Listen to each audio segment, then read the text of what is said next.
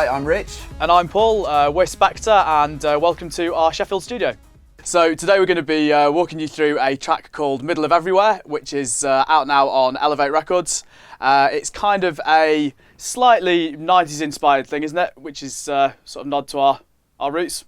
Yeah, definitely. I mean, we've both come from the same kind of musical backgrounds, similar age, and used to go to like the same nights, sort of trance and that kind of era. The Northern Trance thing with Gatecrasher and Cream and all those sort of places. I'd say that we've got kind of similar influences, which we tend to So although we definitely would class ourselves as techno producers with Spektre, we always try and incorporate bits of stuff from elsewhere in there. So there's bits of trance sometimes some housey vocals. Try and keep it varied really. So melody. But this one, Middle of Everywhere though, is definitely a rumbling sort of 125 BPM techno track, but with some sort of early 90s trancey flavours in there. Yep.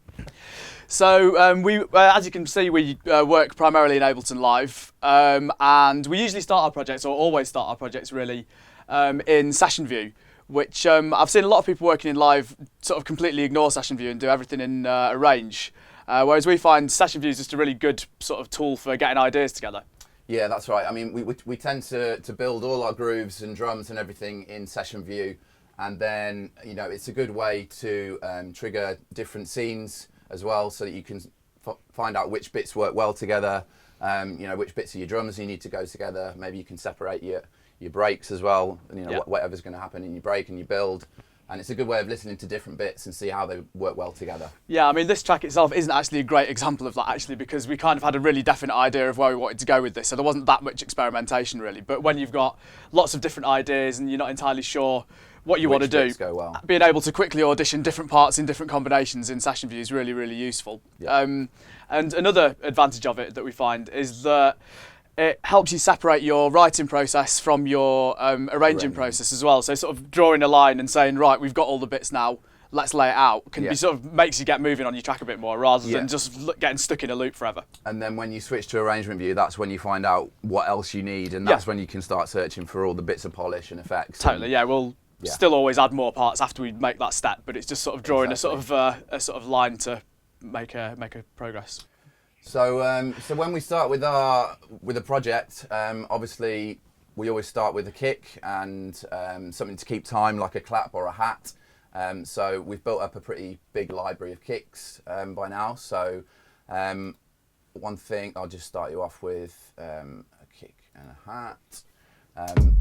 So if the hat was playing. So generally when we're building our drums, we start off with kick and hat, and then we build everything else around that. Like for this track, we had the melody already in our heads as the idea. So that we started with the drums, the melody, which we'll explain later. But just to sort of touch on that, regardless of whether the drums are going to be the idea that we've got, we'll always get a kick and a hat and a clap down pretty much to start with, just so that we've got a bit of a platform to build everything else around. Even if we've got an idea for a riff, it's a lot easier to write that riff in if you've got just some basic drums there as a framework. Yeah, exactly. So these are our drums. One technique that we like to use on our kicks is putting them into an instrument rack. So we've actually got the kick here. If I just solo the kick like this, then you can see that we've got one kick sampled, and we've actually got another transient kick on top of that as well, which means we can then mix the two together to give extra punch. Yeah, and like having those on separate layers like that is useful, because when you actually come to mixing the track, rather than having to, if you needed more top in your kick, rather than having to EQ lots of top in and have great big boosts everywhere, which can be sort of quite detrimental to the sort of quality, having separate chains like that, if you need a bit more click, you can just turn the transient layer up, or if you need a bit more weight, you can just turn the bottom end layer up. Sometimes we'd have more than two layers, sometimes there'd be a mid layer as well, but it totally depends on the particular sample and how it works in the track, really. Yeah, I think layering in general is something that we like a technique that we use, isn't it? With a lot of our stuff, with the bass and the synths and everything, and drums. I think to get sort of that sort of big modern sound with lots of genres, really, not specifically techno, layering is a useful way of doing it. But it can also be a bit of a dark art as well, because particularly with bottom end things like kicks and basses, if you're layering two things that are similar, too similar, you can end up with lots of phase issues and the key frequency is clashes and contrast, things. isn't it? Yeah, definitely. The key is contrast. Yeah. The things have to complement each other. A top endy one and a bottom endy one, or a buzzy one and a smooth one, or whatever. You know, having some contrast between the things that you're layering is important. Yeah. So on the kick drum, we've got the two chains here. So there's the bottom end one here, which is actually making up sort of 80% of the kick on this, really. Which will originally probably have been a couple of samples layered itself, that's sort of from our own little library. So that's, as you can hear, that's most of the kick really, but just a little bit dull on the top end and not much of an attack to it. And then on the other chain here, we've got just this little clicky transient, which you can hardly hear. Which doesn't sound like much, but if you hear it with and without, it adds quite a lot of sort of presence and knock in the track, particularly if you've got everything playing. The kick sounds quite a lot further back in the mix without that than it does with it. And finding combinations that go together can be one of the sort of trickier elements. So what I've got here is actually another instrument rack within the instrument rack with lots and lots of different transient sounds in. They're actually from a really good pack that's got exactly that in it. So it's on like a 128, so there's all the different clicks all loaded in with the chain selector set to that knob. So then if you just run through those, you can just quickly flick through and audition different ones, but in context, then you can find which one goes well with the kick you've already got. So a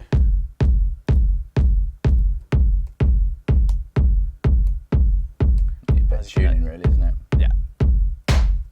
But obviously, that one seemed to drop on nicely for this kick. So yeah, that's how we do our sort of transient layers on our kick drums. And EQ-wise, there is a little bit of a bottom end boost there around about, what's that, 50 hertz, so just boosting the real low end on just the main layer. Again, it's quite subtle, it's only a couple of dB, just warming it up a little bit. And then again, actually, I think we actually dropped this in from another project, so then I've just stuck another EQ over the top of that, which is probably quite a lazy way of doing it. But that's because we had that all sounding good, but then in the context of this project, it needed, again, a little bit more boost, a little bit higher up, that's at sort of 150 odd, and then a little really broad boost a bit higher up just to bring the pop out a little bit further. And in terms of the EQ plugin, I sort of, a little while ago, we used a lot of third-party stuff. Whereas, to be honest, since the new version of EQ8, which came in live 9, I think, or 9 point something possibly. Yeah, that's right, yeah. It sounds a lot better. And to be honest, the vast majority of the time now, we find ourselves just using EQ8 for most sort of day-to-day EQ jobs, rather than just there's no real need to use anything else, to be honest. And obviously you can double-click it to see the spectrum. Yeah, the detail views. Useful. Yeah, really handy actually. Not when you're doing great big broad boosts like this, but if you're doing anything more surgical, it can be quite handy. Okay, so with regards to the rest of our drums, now that we've got our kick, we've also got a 909 offbeat hat, where we've just programmed in on the MIDI clip the pattern, which is just a little open and close pattern, which is obviously using the velocity as well, gives it a nice feel. And then we have a bit of delay on that as well to just give it a bit of spaciness. Yeah, that's right. On the channel we've got a bit of delay and a bit of air EQ, which is a really nice EQ to give the real shimmering top end. Kind of contradicting what I just said about EQ8 actually, but air EQ is actually one of the ones where top end boosts on that do sound nicer than EQ8 actually, so that's one instance where we would use something other than EQ8. So yeah, the delay's just in Echo Boy. It's pretty simple, just a ping pong 8th notes, so half beat delay with, on which model was it? So it's the studio tape, so it's got a little bit of very gentle sort of tape saturation on it and quite a bit of low cut. So do you want to just solo take the solo off the kick? So you can hear the delays haven't got any real bottom or even much mid in them, they're sort of high passed quite a long way up, so it just gives it that bit of sort of shimmery sort of top end space. Yeah, all good? All good. So on top of that, we've got the 16th shaker and an offbeat shaker as well to add to the hats. And on the offbeat shaker, one thing we've tried to do is actually take away a little bit of the top end to give it a little bit more mid presence and bite, basically. So if you listen solo that on its own. No, not that one. If I solo the shaker on its own, just without that. Yeah, so it's giving it a little bit of overdrive to sort of give it a bit more crunch, but also it's got a radiator, it's quite nice, it's got this really broad tone control, so it's got a bass and treble control. And just turn the treble down just because the other shaker and the hat that we've got in there are really top-endy already. Yeah. So you don't want too many things all fighting for the same frequency. So it's kind of a fairly sort of broad brush kind of EQ. It's not too surgical, but it just meant that shaker sat below the other high-end percussions a little bit. Yeah. So that's pretty much our hat group there. Yeah. I mean, we deliberately, well, probably to mention, we deliberately kept the drum track on this pretty simple, just because we knew we were going to be adding a big synth part and a few other, more interesting elements that were going to be the focus of the track. Yeah. So we sort of made a deliberate decision quite early on to keep the drums pretty stripped and pretty simple, rather than creating this really big complex drum track and then realising there was no space to put the elements on top of it. So sometimes we would go into a bit more elements than this with the drums. But there's other percussion elements in the drums which we're about to talk about. But so that's basically it for the hats. Yeah. So moving along, the next element really in that is these kind of call and response between these small perks. So I'll just solo them with the kick. So we've got these two small perk channels here. So the small perk's probably the more interesting in terms of sound design.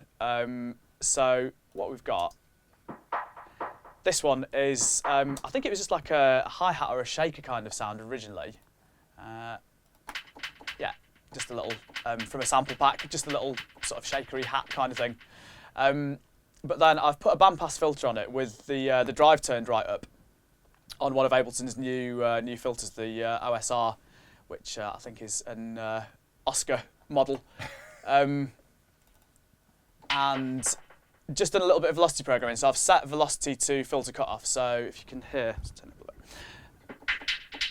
So higher velocity note is the filter's more open, lower velocity note is more closed. And then just programmed in with the keyboard and mouse, just a little pattern with some slightly changing velocity, so you get a bit of interesting movement on it.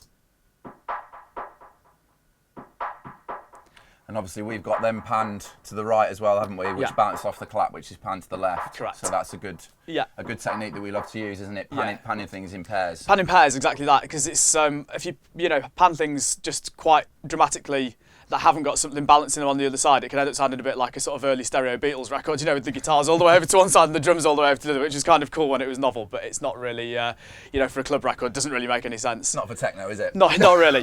Whereas, you can avoid that by having two sounds that are roughly in the same frequency range, and doing similar sort of, busyness, and have them, panned left and right. And you can get away with quite extreme panning in that case without it sounding too imbalanced. So yeah, the other little layer that you just added back on there was actually the same sound, but just with a constant high pass on it, which doesn't sound much on its own, but it just gives the one with the filters on a little bit more presence. So yeah, it's just a layer on that. Back to what we were saying about layering. Yeah. It's actually the same sound processed differently, but I think we found that the filtered one didn't quite cut through the mix enough. So just putting that little tick on top of it just did the job. So yeah, then you can hear the three of those in context, and it's just a nice, quite interesting thing. Very, very simple. Like the clap itself is just a bog standard 909 with some reverb on. Just crunchy 909, a bit of reverb from Ableton's convolution reverb, just a plate preset from that. Is that on Breeze as well? I can see a Breeze. I think. Or is it part of your? I think judging from the name, we originally used Breeze and then swapped it for the convolution reverb by the looks of it, and I didn't bother renaming it. But so those three work together as like a nice little trio, just to add a bit of interest to the percussion, but without being too distinctive. There's nothing tuned in there. They're just hats and claps basically, so they still sort of blend into the background quite nicely. With regard to the two chains on here, I quite often do this when you're going to automate it. I'm not sure whether we did automate it in the end or not.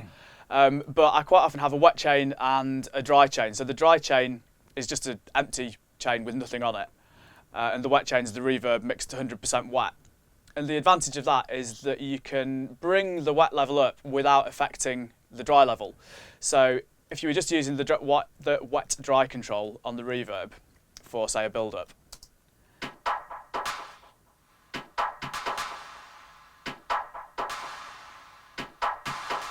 you can hear that once you get past 50%, your original sound is getting quieter, which obviously for a build-up isn't really what you'd want. You just want to add reverb without taking the original sound away. It's kind of like putting it on a send, isn't it, really? It is like putting it on a send, yeah, but you've got the added advantage. Do it in the channel. And also you can do things like have it build up. Oh. Turn the dry one back on. You've got control over the end as well. So if you had a big build-up, you could go and cut it dead, which with the send, you'd have to then automate both the send level and the return level, and it'd be a bit of a faff, whereas using the chain like that, you've just got a nice, easy direct control over it, yeah. And then the only other thing in the chain on the clap here is an auto filter, and that was just for at the end of the track. In the arrangement here, we just found that dropping the clap out kind of killed things a little bit too much, but also didn't want it running all the way to the end of the track, so we've just put a filter on so it gradually just filters its way out over the last sort of 40 seconds or a minute of the track.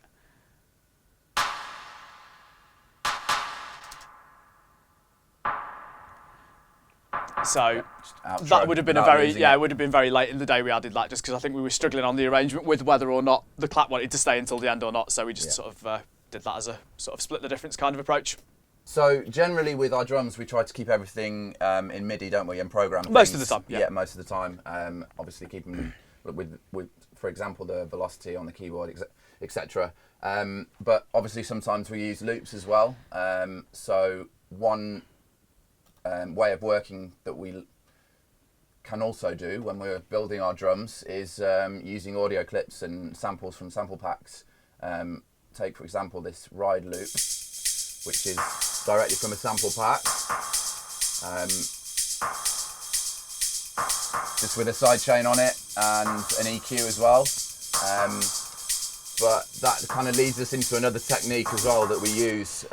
Sometimes when we're working, we like to link up both of the laptops using Ableton's link feature. Because we've both got our own personal collections of samples that we use, because obviously we've both got our own projects aside from Spektre as well, so both got our own sample collections in our own right. And it can sometimes be quite useful. For instance, in this, it needed a bit of a filler loop, with a bit of a ride or a shaker or something in it, just to busy things up a bit. And Rich thought he had something useful in his collection on his laptop. So something we've been doing recently is using Ableton Link to audition stuff from one computer and listen to it through another. So what we would do in that instance is make sure Link's on, make sure it's the same BPM. Make sure Link's on, make sure that this one is playing as well. Yep. And so, for instance, if we had they then sync a sort of fairly sparse groove, so if I just solo like the kick and bass on here so we can sort of hear what we're doing. So kick and the bass parts.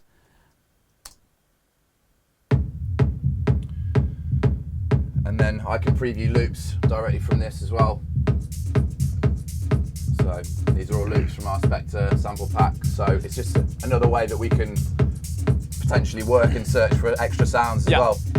And it's a nice way of like bringing your parts in without having to sort of bounce a stem out. You load that into your thing, and you can listen to things in context without having to do too much messing around, really, which is really a useful little feature. Yeah, useful tool. So then what we'd usually do in that instance is if there was 2 or 3 options, drop those across into a project and put them in Dropbox or a shared folder or something, and then load them in on here. So the processing on that the ride loop, there's a high pass, just really sort of pretty aggressive high pass there, just taking all the bottom and all the mid out of it, really, just using the 4-pole high pass on EQ8.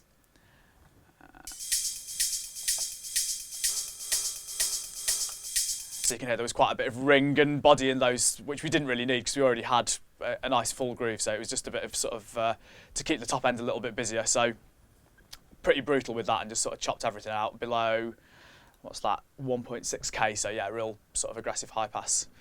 And then a sidechain compressor triggered from, it's doing the same pattern as the kick, but we always have a separate sidechain trigger track, which just has a kick drum loaded into it. But I always pitch the kick up quite a lot so that you've got a nice short transient, so you've got more control over what your sidechain is doing. So if you want it to be quicker, you can just turn the release time all the way down, or vice versa.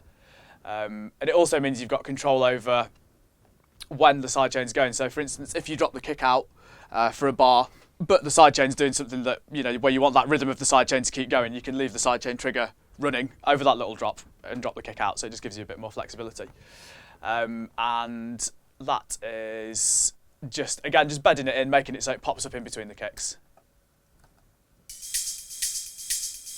So you can hit that. Another useful tip actually on Ableton's compressor when you're using it for sidechaining. If you open it up into one of the two more visual modes here, so that one or that one, you'll get a little look ahead control here, which sort of feeds the sidechain signal to the compressor a bit in advance of when the actual signal's going, which means you can get rid of those annoying little clicks and pops that you sometimes get with sidechaining, which is more noticeable on basses really than top end stuff. But you can either pick 1 or 10 millisecond look ahead, which is really can fix a lot of those annoying little clicky poppy things that you sometimes get when you're sidechaining stuff.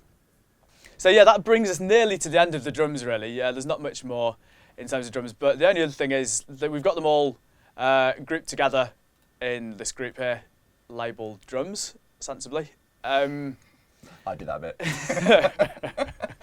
And I've just got a bit of parallel processing on there. So I've got another instrument rack, effect rack, sorry, with 3 chains on it. So we've got a dry chain, which is, as you would expect, just the original signal. Sort that. And then I've actually got 2 different UAD compressors on there, which are that one and that one. And one of them's actually acting as a compressor. This old legacy one here is acting as like a really snappy compressor on like an 1176. So let's turn that reverb off so you can hear it more clearly. So you can hear that's a real sort of slammed over the top compressor. And the other one, I've actually got the compression turned off and just using it as a bit of a distortion box, which you can hear. And you can mix that in as well, can't you? Exactly like that. Before on the so on the kick. Rather than obviously both of those sound way too extreme in isolation. Yeah. But then I'll bring both of those all the way down to nothing, and just add a little bit in, and that one adds a little bit of pop, and that one adds a little bit of sort of mid-range sort of chunkiness. So yeah, just sort of, and you want to find the point where you can hear it, but it doesn't sort of overpower the other one. Yeah. So there-ish. Same with that. And you can sort of just tune in a nice little bit. And it's basically a variation on the old sort of classic New York compression or parallel compression idea, which you do on a desk with sends and stuff. But again, in Ableton, it's way easier to do it all in an instrument rack. Yeah, sorry, an effect rack. And you've just got more control, and everything's all. You've not got loads of returns and loads of sends and stuff. It's all just neatly packaged away in a little rack there. And then a little bit more EQ. Again, another little bottom end boost there actually. It's quite a bass heavy track, this one, so another little incremental boost, which I often put after that chain because both the saturation and the compression have a tendency to sort of push the mids and the highs a little bit, which gives a nice tone and it gives a nice glue of joining everything together. But you then sometimes relatively lose a little bit of bottom end in the process, so I'll just do the obvious thing and just boost it back in a little bit really, which is, it kind of seems a bit strange that you're sort of chasing your tail like that, sort of doing something that kills the bottom end and then EQing it back in, but all the little bits have some sort of benefit to the overall You sort can of tell when you take them out basically. Definitely, that's yeah, the best and way that's of the telling, key isn't thing. it? Yeah, it is definitely, yeah. So yeah, the final thing on the drum chain here is just this gain tool, which is just a little rack that I've made myself, which is extremely simple, but it's just for the purpose of fading the whole group down.